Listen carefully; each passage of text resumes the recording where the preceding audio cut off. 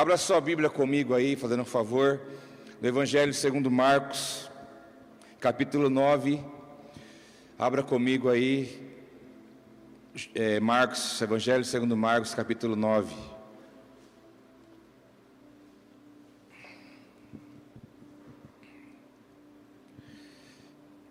Marcos, capítulo 9, a partir do versículo 1.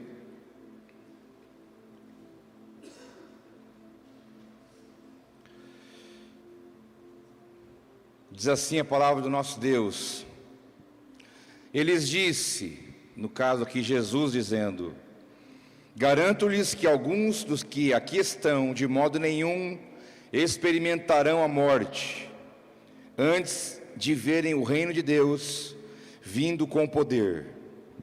6 dias depois, Jesus tomou consigo Pedro, Tiago e João e os levou a um alto monte, onde ficaram a sós.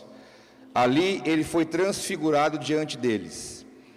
Suas roupas se tornaram brancas, de um branco resplandecente, como nenhum lavandeiro no mundo seria capaz de branqueá-las. E apareceram diante deles Elias e Moisés, os quais conversavam com Jesus. Então Pedro disse a Jesus: Mestre, é bom estarmos aqui. Façamos 3 tendas, uma para ti, uma para Moisés e uma para Elias. Ele não sabia o que dizer, pois estavam apavorados. A seguir apareceu uma nuvem e os envolveu, e dela saiu uma voz que disse: Este é o meu filho amado, ouçam-no. Repentinamente, quando olharam ao redor, não viram mais ninguém, a não ser Jesus. Enquanto desciam do monte, Jesus lhes ordenou que não contassem a ninguém o que tinham visto, até que o Filho do Homem tivesse ressuscitado dos mortos. Somente até aqui.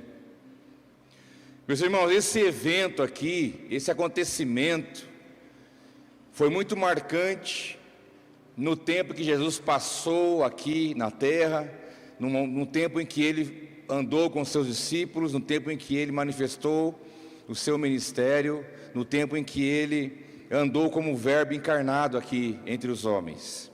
O texto é muito claro, quando Jesus faz uma promessa: alguns daqui, alguns que aqui estão, de modo nenhum experimentarão a morte, antes de verem o reino com poder. Interessante que o versículo 1 diz isso, o segundo versículo já diz que, passados 6 dias, naquela mesma semana, Jesus então destacou alguns dos seus discípulos, Pedro, Tiago e João, e eles foram até um monte, e ali aconteceu isso. Jesus se transfigurou, ou seja, Jesus tomou o seu corpo glorificado, e ali ele apareceu dessa maneira diante dos discípulos. Não só Jesus apareceu transfigurado, glorificado. É como é a imagem que vamos ver Jesus na glória, é a imagem que ele se apresentou aqui para os discípulos, numa visão diante deles. E a palavra diz também que naquele momento apareceu Moisés e Elias e conversavam com Jesus. Aí está a questão: o que eles conversavam, né? Qual que será que era o assunto ali? Alguns comentaristas trazem que Elias e Moisés estavam dizendo para Jesus que logo dali algum pouco de tempo ele estaria passando por toda a parte da crucificação, da sua vitória, da sua ressurreição. Mas é uma suposição, mas na verdade, quando os discípulos viram aqueles resplandecendo, as suas roupas brancas, Jesus glorificado, Moisés, Elias, ali, essa visão que eles tiveram foi uma pequena amostra do que é o reino de Deus, do que é a glória. Inclusive todos nós vamos ver isso aqui um dia. Fica tranquilo, você fica imaginando como é que vai ser. Você vai saber, no dia certo você vai saber como que eles estavam ali, né? Elias, Moisés e Jesus, e conversavam. Nesta hora um discípulo salta e diz: olha, está tão bom aqui, ou seja, vamos ficar aqui, vamos fazer uma tenda para Moisés, uma para Elias, uma para Jesus, vamos ficar aqui, nós não queremos sair daqui mais. E dali a pouco, então Elias e Moisés desaparecem, fica só Jesus entre eles, e uma voz fala: olha, esse é meu filho, em quem tenho alegria, escutem-no. Escutem.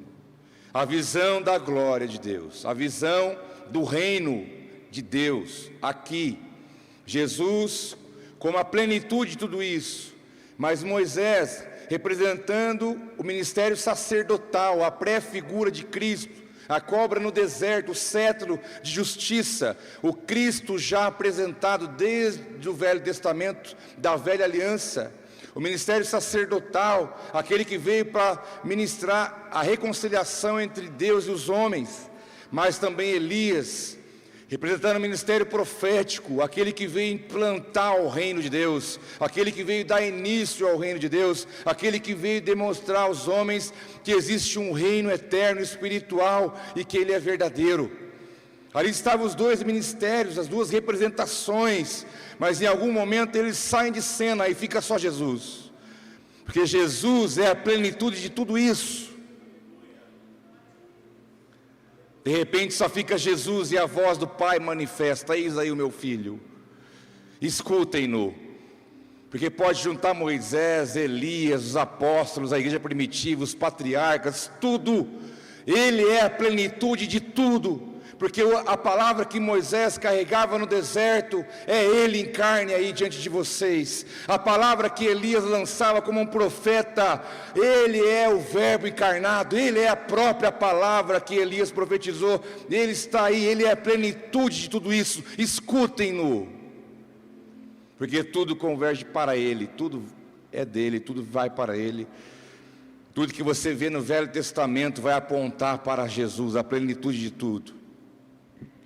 E então o reino de Deus aparece ali numa pequena amostra, e os discípulos ficaram apavorados, lógico, com razão, porque qual seria a nossa reação se estivéssemos ali juntamente com eles? A plenitude.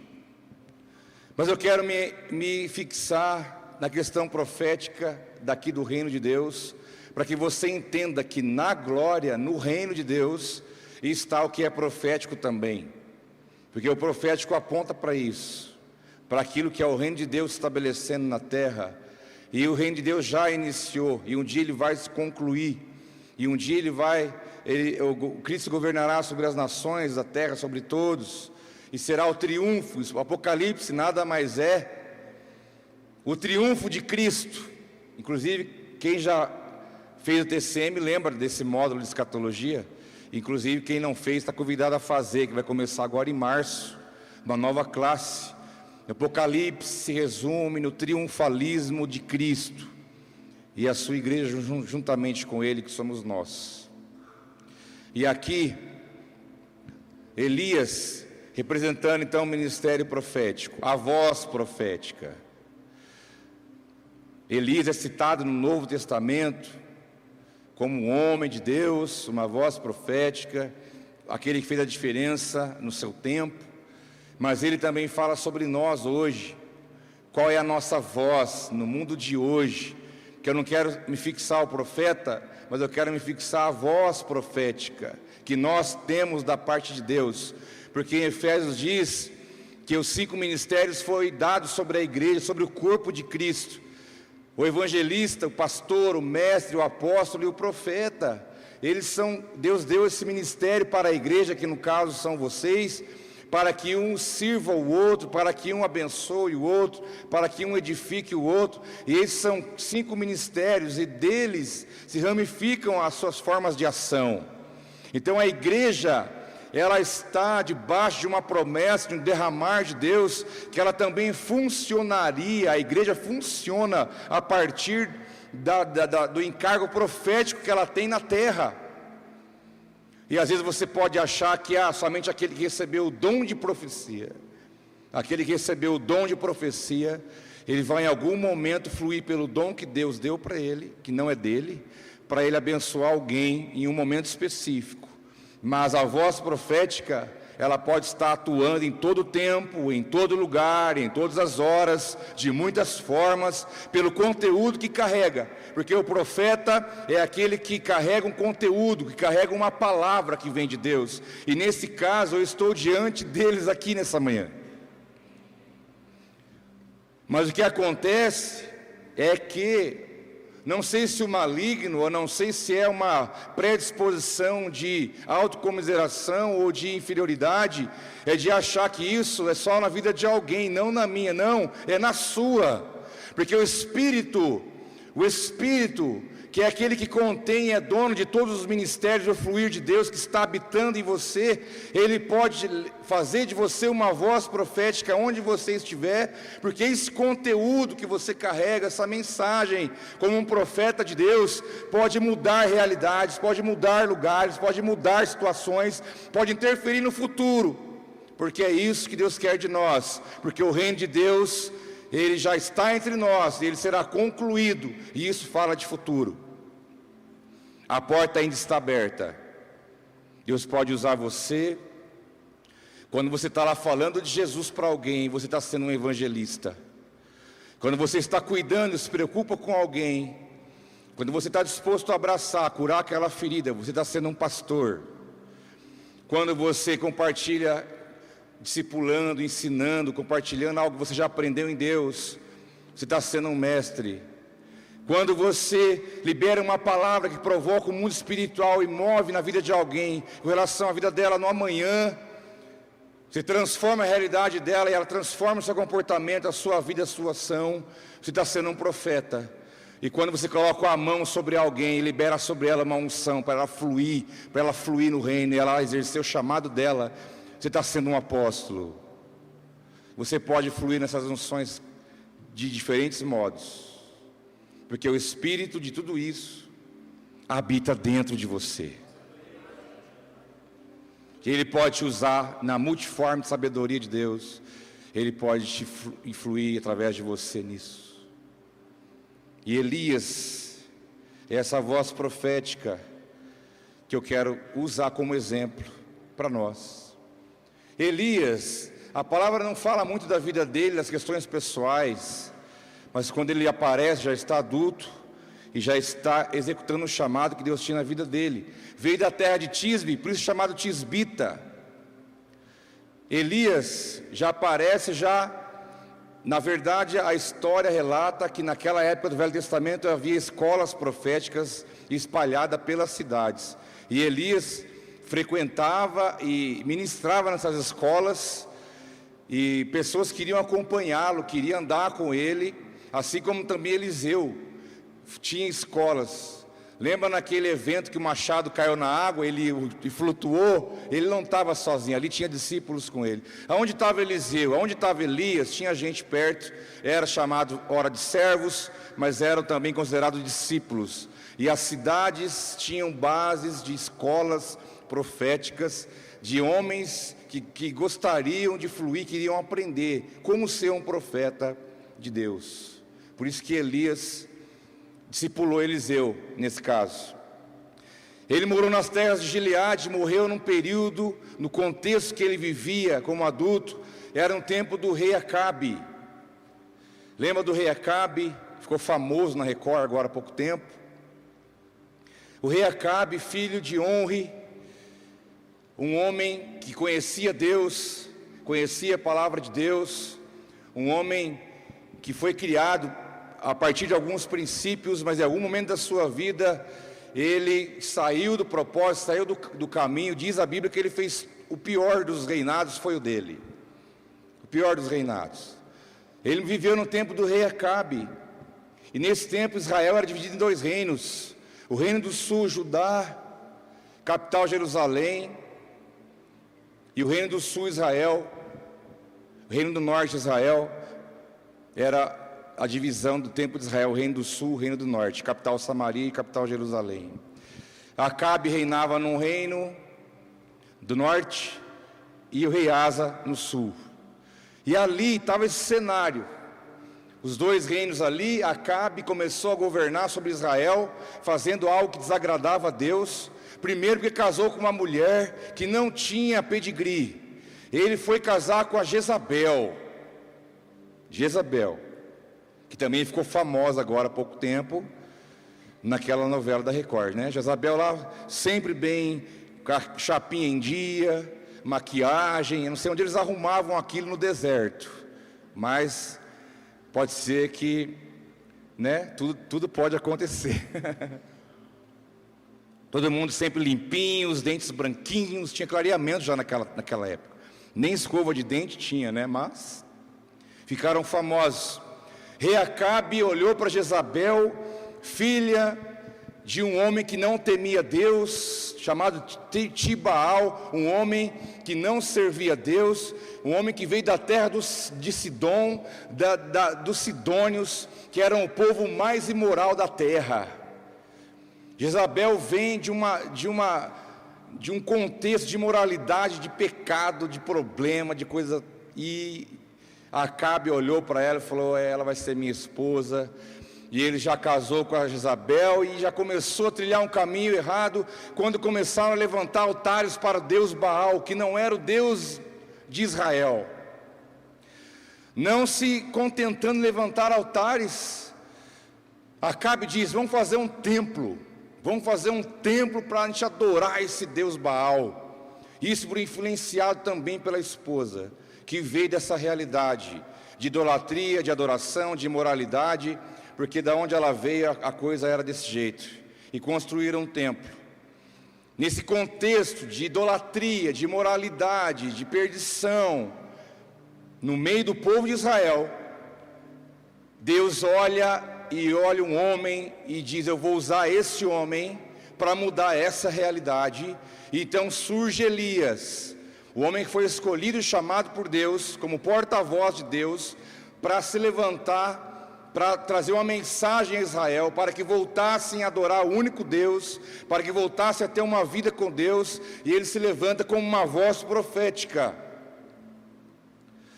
e ele já chega chegando. Ele chega chegando. A história diz, você pode estar em 1º e 2º Reis, a história que eu estou te contando. Ele veio para falar para Israel: volta, vocês se perderam.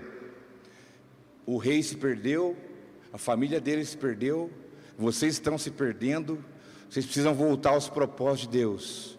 E Elias então vem com essa mensagem. E ele se levanta e já profetiza: não vai chover sobre a terra, e não vai cair orvalho sobre a terra, não vai haver nenhum tipo de umidade sobre a terra durante o tempo que eu declarar, e só vai chover de novo quando eu falar. O homem era um homem corajoso, porque por mais que está debaixo de uma unção de Deus, de uma autoridade de Deus, tem que ter coragem para chegar e falar para uma nação inteira: não vai chover, não vai cair orvalho sobre a terra, até o dia que eu disser. Já contrariando Baal, porque Baal era o Deus da fertilidade, o Deus da chuva. Eles adoravam Baal e a chuva vinha, e a planta crescia. E eles adoravam Baal porque era conhecido como Deus da fertilidade. Então Baal da fertilidade recebeu uma palavra do homem de Deus: não vai fertilizar nada, não vai chover, não vai chover. E nesse tempo Deus levanta ele com essa palavra dura já de contrariedade, e realmente não choveu a partir da sua palavra liberada. E Deus falou para Elias: Elias, agora você corre. Eu acho interessante essas coisas. Ele lançou a palavra e Deus falou: agora você sai daí, corre que agora é comigo. Seu papel é só lançar a minha palavra, porque agora é comigo. Deus falou: Elias, vai para um riacho, vai para um ribeiro chamado Querite, fica lá, bebe da água do riacho, fica tranquilo. Eu vou te mandar 2 vezes por dia alguém te servir o teu almoço, e vai servir o teu jantar, e você vai ficar lá. E a palavra diz que Elias foi para lá, para o ribeiro de Querite. Lá ele ficou, tomava água do riacho, e os corvos 2 vezes por dia vinha trazer pão e carne. Acho que Elias estava lá esperando, depois dele vinha surgindo lá, voando, né? Olha que coisa, olha que doideira. via o corvo voando e falava: lá, meu almoço está chegando, já preparava. E outra, refeição balanceada, meus irmãos, água à vontade para se hidratar, no rio, estava lá à vontade. Refeição balanceada, pão e carne, carboidrato e proteína. Come 2 vezes por dia, meu filho, fica tranquilo, você vai ficar tranquilo aí. E ali Elias obedeceu a voz de Deus e foi para lá. Porque diz a palavra que Deus deu ordem ao corvo: vai levar comida para ele. E às vezes nós duvidamos de coisas da nossa vida. Quando algumas coisas começam a ir para um lado que foge ao nosso controle, nós achamos que Deus também perde o controle de algumas situações.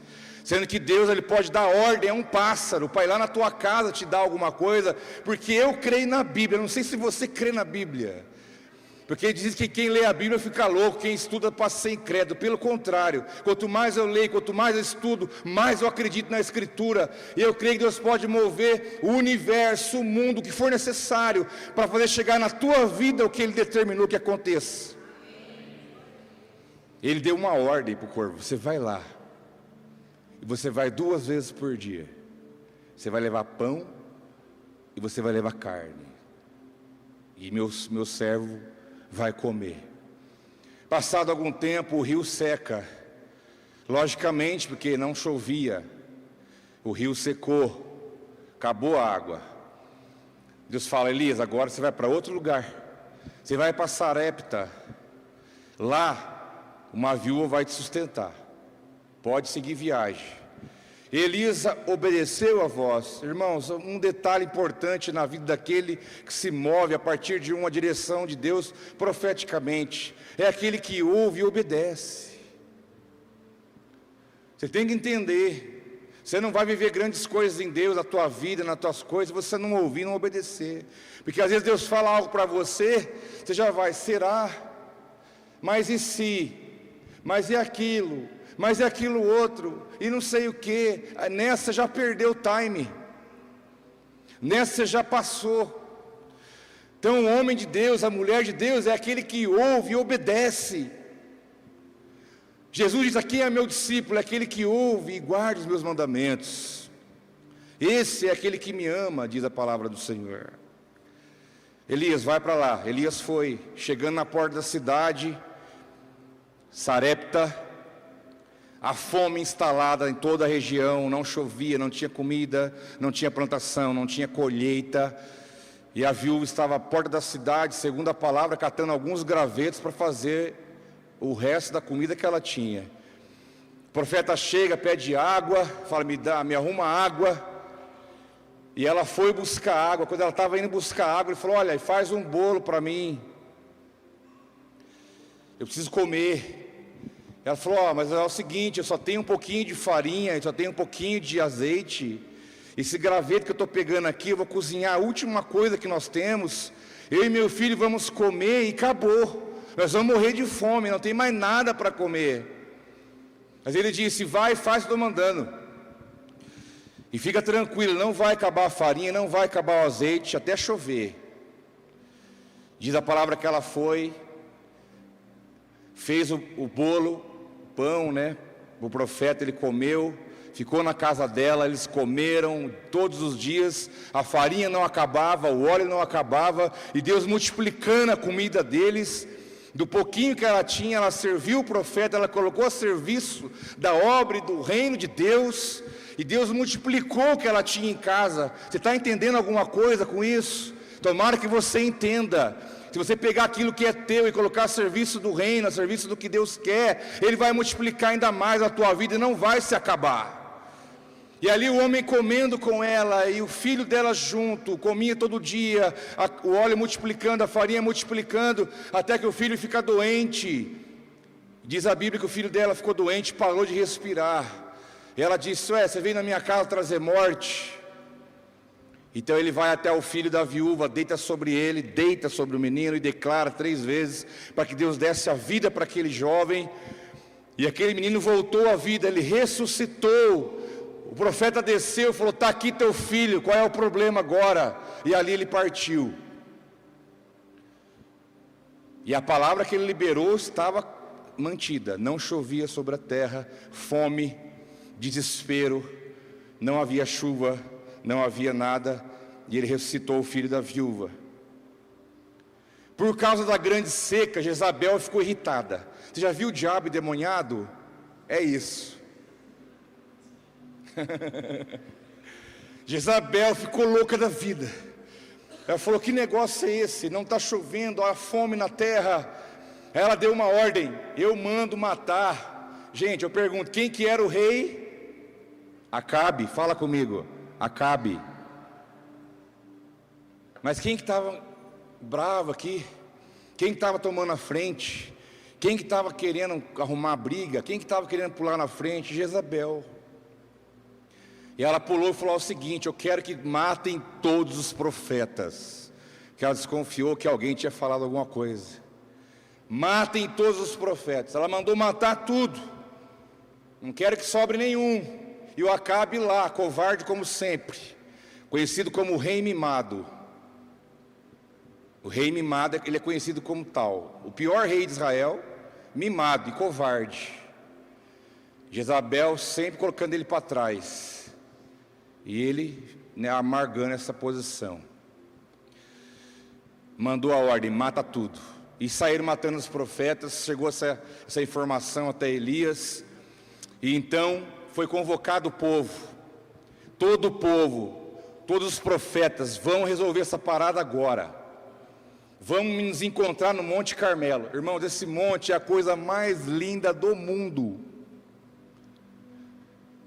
A visão que você tem de cima dele, irmãos, você vê toda a planície, você vê muito longe, a coisa mais linda do mundo. Eu tenho essa imagem gravada dentro de mim. E foi ali que aconteceu esse fato.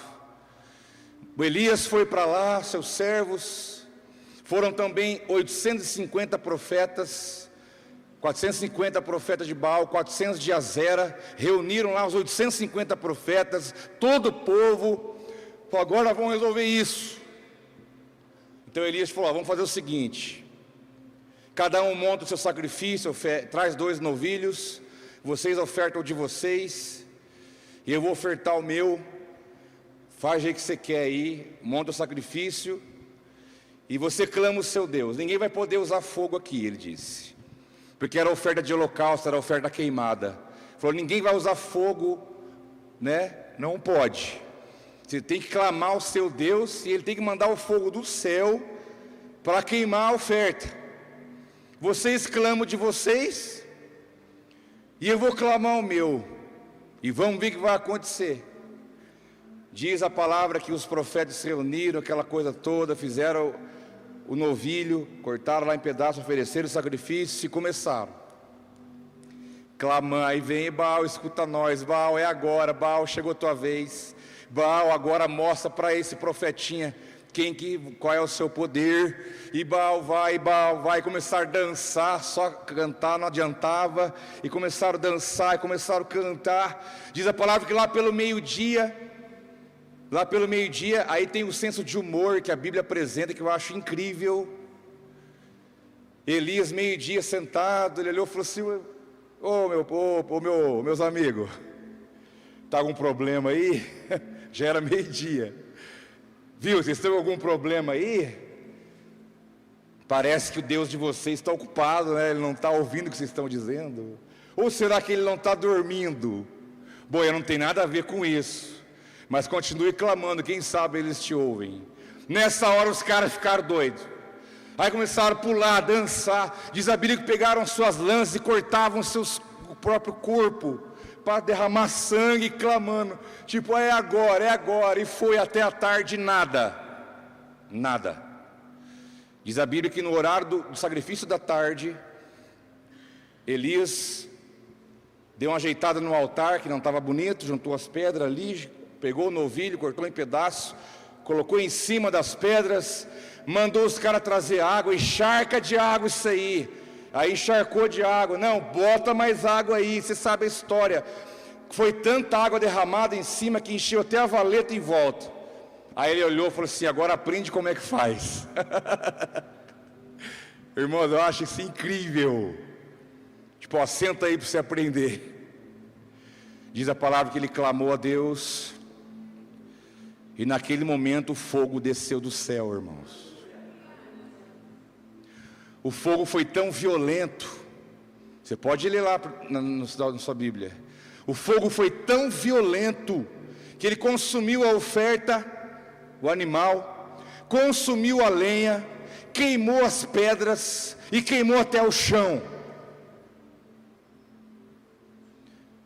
E aquele momento, todo aquele povo lá dos profetas, 850 profetas, o povo de Israel, tudo olhando, caíram prostrados e reconheceram a Deus em Israel, e se arrependeram de ter adorado outro Deus, porque tudo que Deus faz tem um propósito. Deus não vai derramar fogo do céu para deixar alguém impressionado, não. Ele não vai derramar fogo do céu para mostrar que Ele tem poder, não. Ele vai derramar fogo do céu para querer fazer bonito para ninguém, porque quando Ele manifestou a sua glória, o seu poder, pela palavra de um profeta, uma nação inteira reconheceu que Deus é o Senhor. Porque quando o fogo vem sobre você, aqui na casa de Deus, Ele não quer só fazer uma cócega em você, Ele não quer só te animar, Ele quer que esse fogo produza salvação, arrependimento, mudança de vida naqueles que não conhecem o Deus que você serve. E ali o povo se arrependeu, reconheceram, falou: então tá bom. Elias falou: pega os 850 profetas, guarda eles, leva para o vale e mata todo mundo. Matou todos. E aí Acabe estava ali, e Elias então lançou a palavra de novo: vai chover agora, vai chover. Diz a palavra que ele lançou a palavra que iria chover, subiu mais alto no monte, colocou a cabeça entre os joelhos e começou a clamar para que a chuva viesse. Foi então que ele deu a palavra ao seu servo, considerado como discípulo: dá uma olhada para o lado do mar, como é que está? O servo olhava: ó, não tem nada. Ele, com a cabeça entre os joelhos, continuava clamando a Deus, porque ele liberou a palavra que ia chover. 7 vezes o servo foi, na 7ª o servo olhou e disse: olha, Elias, eu estou vendo lá, mas muito longe, mas muito longe, mas muito longe, uma nuvem do tamanho da mão de um homem. Eles não podem correr que a chuva está chegando. Porque o homem de Deus, o profeta de Deus, a mulher de Deus, não tem que ver a coisa já tudo estampada para crer. Um sinalzinho, por menor que seja, ou ainda que ele não exista, você tem que acreditar que Deus, o poder dele, está acima daquilo que você vê. Porque ele tinha certeza que ia chover, porque ele falou: vai chover. E ele foi orar a Deus e buscar a Deus para que chovesse. E Acabe partiu de medo, foi lá contar para sua esposinha, morrendo de medo: ai, amor, você não sabe o que aconteceu. Os profetas nossos morreram tudo, e agora o que será de nós? Eu estou com medo. O que eu vou fazer? Acabou para mim. Ou seja, seja o homem da casa, mulher, faz alguma coisa. Faz alguma coisa. E ela foi mostrar o relato. Interessante que nessa volta de Acabe para casa, tem um fator interessante que eu não ia falar, que diz que veio uma unção, um poder sobre Elias. Ele correu de 15 a 30 quilômetros à frente da carruagem de Acabe, que era formada por cavalos. Ele correu na frente, pelo poder de Deus, durante todo esse tempo, para encontrar com outra pessoa e desenrolar uma coisa lá, que a história é longa, eu não vou entrar nisso. Elias realizou grandes sinais e maravilhas, foram 7 no total, grandes milagres e sinais. E ali Acabe falou para Jezabel: acabou, o Deus deles é mais forte, é mais poderoso. E então Jezabel faz uma ameaça. Então aqui eu termino a introdução e vou voltar para o texto. Jezabel faz uma ameaça nesse momento. Está registrado 1 Reis 19, versículos 2 e 3. Por isso Jezabel mandou um mensageiro a Elias para dizer-lhe: que os deuses me castiguem com todo rigor, caso amanhã nesta hora eu não faça com a sua vida o que você fez com a deles. Elias teve medo e fugiu para salvar a vida. Em Berseba de Judá ele deixou o seu servo. Jezabel mandou um recado, falou: olha, fala para Elias que eu vou arrancar o couro dele. Basicamente isso. Vou fazer o que ele fez, vou arrancar o couro dele vivo. Avisa ele.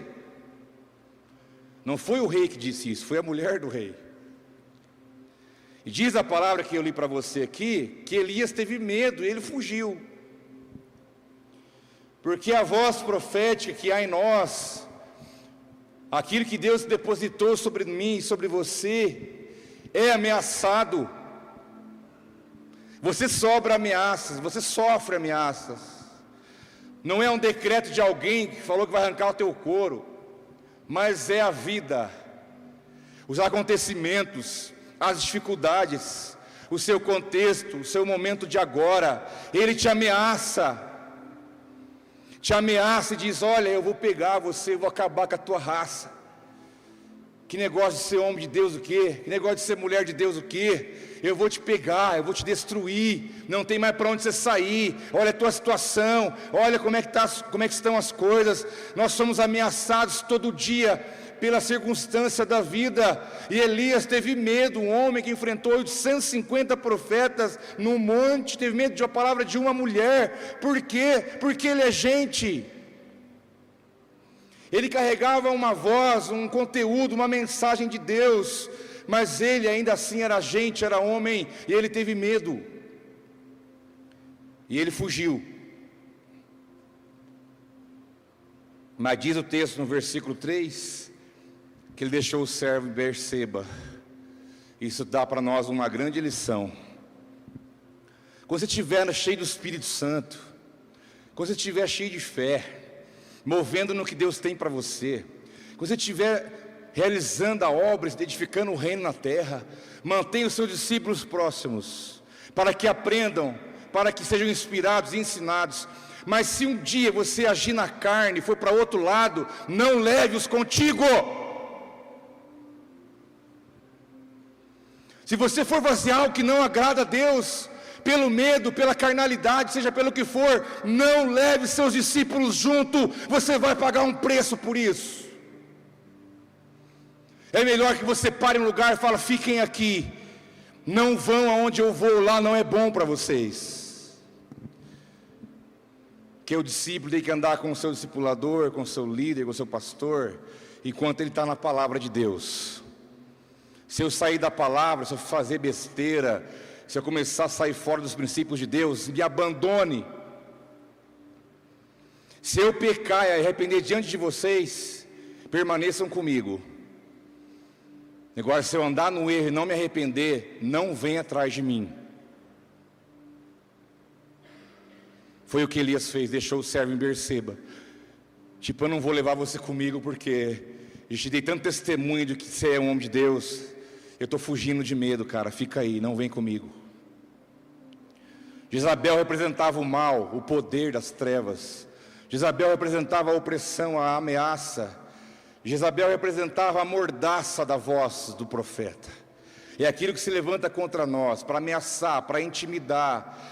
Pode ser o teu pensamento, pode ser o teu sentimento, pode ser o mundo à sua volta, que quer te amordaçar, para que você não continue liberando a palavra que Deus já depositou em você, para que Ele te impeça, para que esse espírito terrível te cause medo, para você fugir. Fugir da onde? Fugir de quem? Fugir do propósito de Deus. Essa é a fuga. Fugir do propósito do Senhor. A voz profética, ela pode sim entrar em crise. Quem diz que não? No versículo 4, diz que Elias entrou no deserto, caminhou um dia, chegou a um pé, que a Bíblia chama um pé de giesta, que é um pequeno arbusto médio. Sentou ali, deitou, orou, e pediu, fez um pedido para Deus: me mata, me mata. Como que diz, é melhor que o Senhor me mate do que aquela mulher me matar. E ele diz: eu já tive o bastante, Senhor, tira a minha vida, não sou melhor do que meus antepassados. O homem de Deus, a mulher de Deus, ele passa pelas suas crises, ele foge, ele corre, Mas sabe de uma coisa que não pode faltar? É a sinceridade, é a verdade, é ser honesto consigo mesmo. Chegar para Deus e falar: me mata, porque eu estou tão envergonhado daquela mulher vir atrás de mim, daquela situação me pegar, daquilo não dar certo. Estou tão com medo de alguma coisa se levantar contra a minha vida. Estou tão com medo de alguma coisa acontecer amanhã. Estou tão com medo de tanta coisa, Deus, me mata. E Elias começa a argumentar com Deus, colocando justificativas, como se aquilo fosse levar Deus a fazer o que ele estava pedindo. Falou: Deus, eu já fiz bastante, olha só que bom, já profetizei que não ia chover, aí eu profetizei e choveu, eu orei, o Senhor mandou fogo do céu, já ensinei os discípulos, eu já trabalhei, eu já fiz bastante, está bom já. O Senhor não concorda comigo que está bom? E outra, eu também, eu não sou melhor que os outros, acho que já deu para mim, eu acho que agora o Senhor pode usar outra pessoa, o Senhor pode fazer outras coisas, mas eu acho que para mim já deu. O que o Senhor acha, né? O Senhor não concorda comigo? Elias ali justificou, e depois ele dormiu. Aí ele dormiu. Um homem cansado, cheio de crise, conseguiu dormir, só porque desabafou para Deus primeiro. Se você não soltar o que está dentro de você para Deus, você não dorme. Você vai passar a noite inteira pensando: ela vai me matar, o negócio não vai dar certo, amanhã, eu estou vendo, amanhã o negócio vai ficar ruim para o meu lado, e agora o que eu faço? Você passa a noite em claro.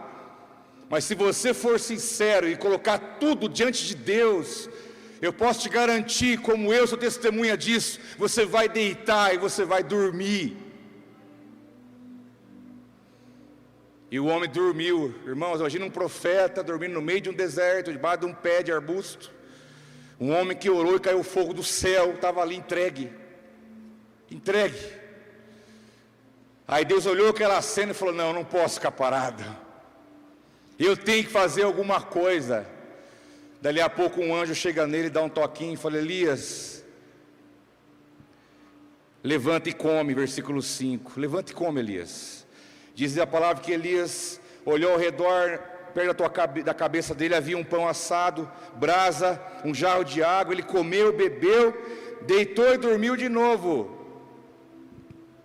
Daí a pouco o anjo volta, toca nele de novo: Elias, levanta e come. Estava ali o pão, estava ali a água de novo. E o anjo fala: Elias, come, mas come bem, porque a sua viagem é longa, será longa. Aí ele podia ter perguntado: mas o senhor não vai me matar? Eu estou esperando o senhor acabar com isso logo. Já está bom até aqui. Quem disse?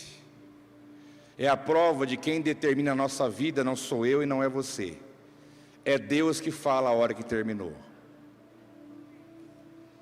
Você pode estar sem força, em crise, sei lá do que, com fome, Ele te dá comida, te dá água, e fala: filho, levanta, vamos andar, porque ainda não acabou o que eu tenho que fazer e quero fazer através da sua vida. Não é você que fala, é eu que determino isso. Então manda quem pode, obedece quem tem juízo. Então diz a palavra, versículo 8, que ele levantou, comeu, bebeu, fortaleceu aquela comida e viajou mais 40 dias e mais 40 noites, no versículo 8, até que chegou a Horebe, o monte de Deus. Horebe é um monte famoso, também conhecido como Sinai, onde Moisés recebeu as tábuas da lei, onde a glória de Deus manifestava no cume do monte. Foi nesse monte que ele chegou, diz a palavra. Mas ele chegou no monte de Deus, que é o que significa a palavra Horebe, porque ele comeu e porque ele bebeu. Aquele que não come, aquele que não bebe, lembra que Jesus disse: quem não come de mim não tem parte comigo. Eu preciso comer da palavra, eu preciso beber, eu preciso receber, senão eu não vou chegar a lugar nenhum, quanto menos chegar no monte de Deus. Você tem que ter fome, você tem que ter sede, da palavra, da presença, daquilo que Deus tem, porque é isso que vai te conduzir ao propósito. Não é você que vai, não é a tua força, não é a tua perna, não é o teu conhecimento, não é o teu carisma pessoal, não são as suas habilidades, mas é você comer daquilo que Deus te dá, e Ele te dá a palavra para você comer.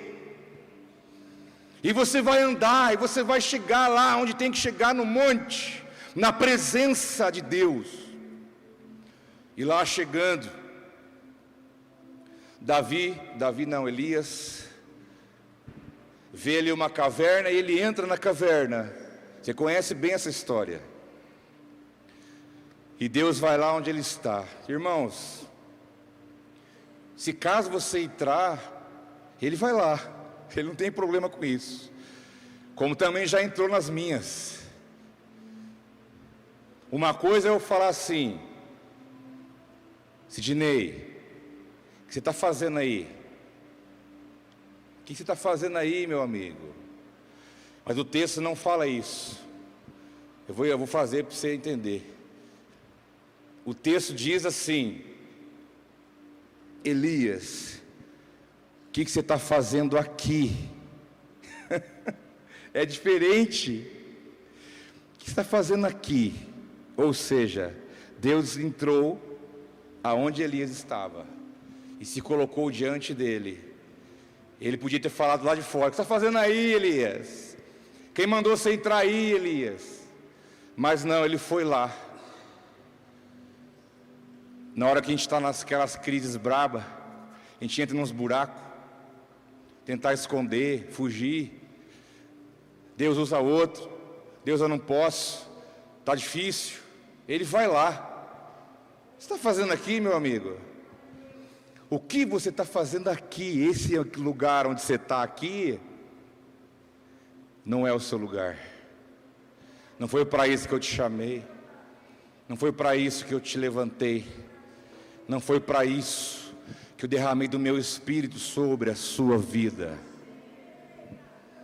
Pode ser a caverna mais profunda, mais escura, mais fedida, mais terrível da tua vida. Mas Ele entra lá onde você está e diz: o que você está fazendo aqui? Muitas vezes o teu pecado te levou para lá e você não consegue sair, mas Ele entra lá e diz: eu vim aqui tirar você desse lugar. Ele é Deus. O que você está fazendo aqui, meu filho? Falou: Elias, sai daí, vai para o monte, sobe um pouco mais, fica na minha presença. E Elias subiu, ficou lá, e Deus falou: eu vou aparecer.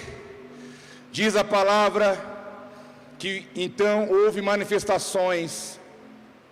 Houve primeiro um grande vento, um vento muito forte, despedaçava as pedras, mas Deus não estava no vento.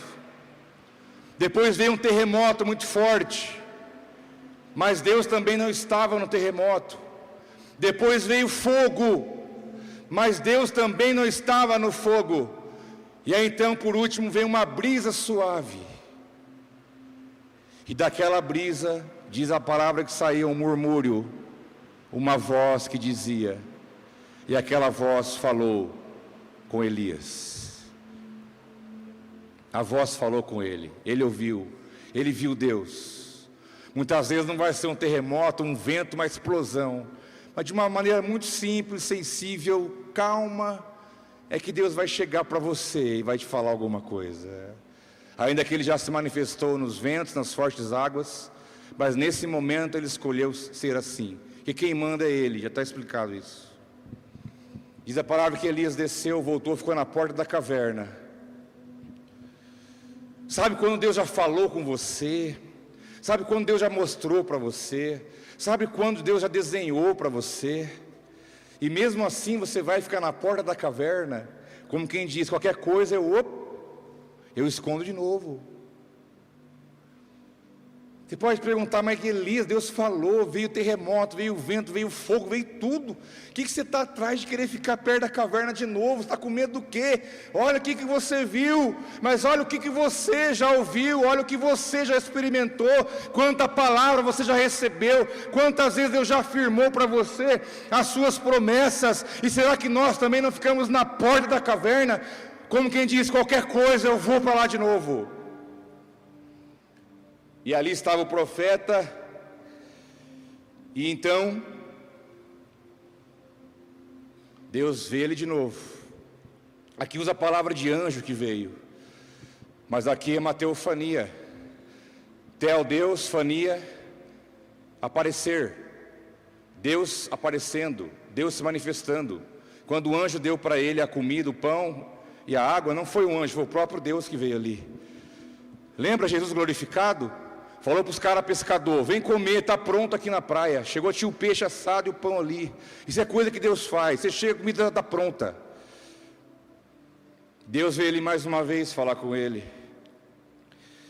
Quando Elias ouviu a voz, na brisa suave, escondeu o rosto com a capa e foi para a frente da caverna, no versículo 13. E então Deus volta ali e fala, Elias, o que você está fazendo aqui, meu filho? O que você está fazendo aqui? Até quando eu vou ficar atrás de você, falando, te comprovando, confirmando o que eu tenho na sua vida? A igreja que perdeu a sua voz profética, ela está no buraco. A igreja que perdeu a voz profética, ela corre da manifestação de Deus, ela cobre o rosto, ela tem vergonha, ela tem medo, ela quer escapar, ela quer fugir. Mas Deus mandou o seu Filho na terra para ser o cabeça dessa igreja, dessa voz profética na terra, e Ele vai dizer para nós, se for necessário, o que você está fazendo aqui? Eu sei que você tem motivo para estar aí, mas eu vim para te tirar daí e dizer, vamos que tem muita coisa para acontecer, você não terminou ainda o que eu tenho na tua vida. E então Deus fala para ele, versículo 15, e eu quero encerrar com isso. Quando ele estava em pé na frente da caverna, Deus fala, o que você está fazendo aqui? Insiste com ele, mostra para ele, e o Senhor lhe disse, volte pelo caminho por onde você veio, e vá para o deserto de Damasco. Aqui tem que ser humilde. Em algum momento, deixou o servo em Berseba e saiu da rota. Aconteceu tudo isso. Deus chega para ele, mostra o amor, mostra a sua graça, mostra o propósito, dá comida para ele, dá água para ele, derrama o poder sobre ele, fortalece ele, anima ele, lembra da promessa e fala, agora filhão, volta pelo caminho que você saiu, volta lá, volta pelo caminho que você veio. Seja humilde, enfrente a sua vergonha, enfrente o seu medo, volta onde você caiu. Foi o que Deus falou para Jacó, volta lá onde você caiu e começa de novo. Elias teve essa palavra de Deus, volta de onde você veio, porque Elias, em algum momento da estrada, do propósito, você se perdeu. Então volta pelo mesmo caminho. Seja humilde, reconheça. Eu saí, eu falhei, eu errei, eu fugi, eu quis pular fora, eu quis morrer, eu quis botar fim nisso tudo. Mas é o que eu falo para você, se você se encontra nessa manhã, dessa maneira, se você saiu da rota na tua vida, e deixou de ser uma voz profética na terra, é simples, volta pelo mesmo caminho que você veio. E ao voltar, Elias, versículo 15, você vai ungir Azael como rei, você vai ungir Jeú também como rei de Israel, e Azael como rei da Síria. E tem um detalhe importante, Elias, você vai ungir Eliseu. Meus irmãos, olha, chega a me arrepiar. Eliseu estava pronto, mas precisava alguém legitimar ele. Volta, Elias, você vai ungir só 2 reis e mais o profeta que vai continuar aquilo que você fez. E ele então volta, um dos dois reis, encontra Eliseu trabalhando com a junta de boi, lá na roça. Aí ele entende que é o momento, recebe o chamado de Deus, queima a carroça, oferece os bois em oferta e fala: agora o que eu faço? Porque um dia Eliseu disse para ele: eu quero a porção dobrada que está sobre a tua vida. Elias falou: basta você estar no lugar certo na hora certa, se você estiver lá você vai receber. E foi justamente o que aconteceu. Eliseu estava com Elias quando veio um redemoinho, né? Durante muito tempo a igreja anunciava que foi levado num carro de fogo. Não, Elias foi levado aos céus por um redemoinho, escoltado por um carro de fogo. Mas quem levou ele foi o redemoinho. E ao ser levado, a sua capa caiu, e Eliseu foi e pegou a sua capa e colocou sobre si. Saindo dali, bateu a capa no Jordão, o rio abriu e passou. Biblicamente falando, Elias fez 7 grandes milagres. Eliseu fez exatamente 14. 14. Porque Deus não brinca com as coisas. E ele recebeu a porção dobrada da parte de Deus, e foi um grande profeta em Israel. Porque Elias, depois de tudo, pegou o caminho de volta, e ele ativou Eliseu para que fosse um grande profeta em Israel. Essa é a história de Elias, resumida.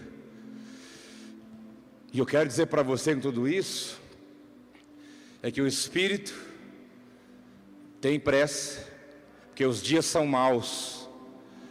Já estamos no final das dores de parto. A qualquer momento nosso Senhor volta, e a voz profética tem que estar falando, anunciando em toda cidade, estado, país e nações: o nosso Rei, o nosso Redentor vive, e Ele virá buscar a sua igreja.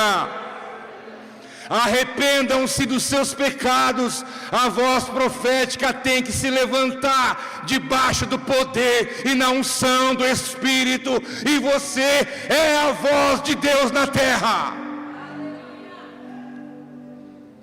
Você é essa voz.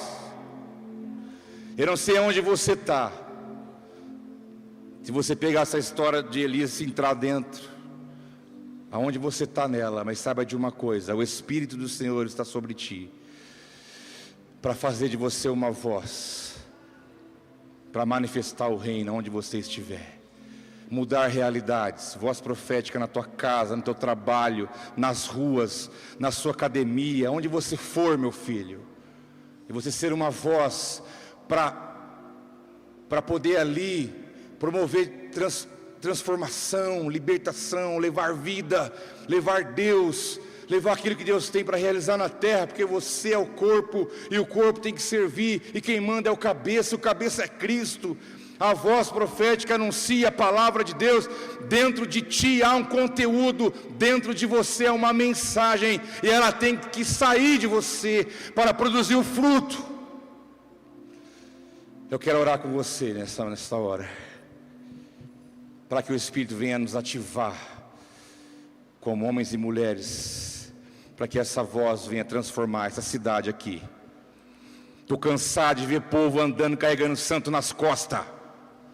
Eles têm que saber que há um Deus em Israel. Nós não podemos aceitar as drogas, esses abusos terríveis, violência, coisas terríveis acontecendo. Levante-se. Você não é ninguém, você não vai tomar o lugar de ninguém. Deus tem algo para você. Não olhe para a tua circunstância, não olhe para a tua realidade, não olhe para os seus medos. Levante-se no poder do Espírito Santo de Deus. Deixe Ele fazer de você uma voz do seu jeito. Mas se você está na caverna, Deus já está aí dentro te falando: sai, sai, come o pão, se fortalece, vamos adiante.